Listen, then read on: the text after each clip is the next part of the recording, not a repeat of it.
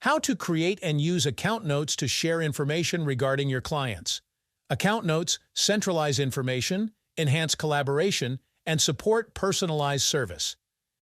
To create a note, click the New button, select Note, and choose the relevant client account.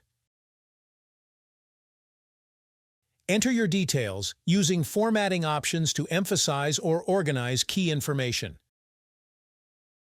You can tag team members directly in the note to notify them.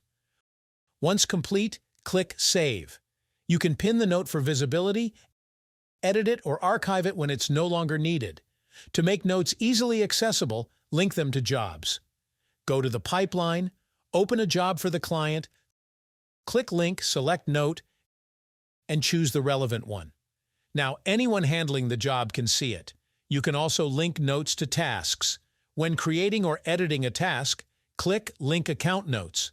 The note will appear in the task and can be unlinked at any time.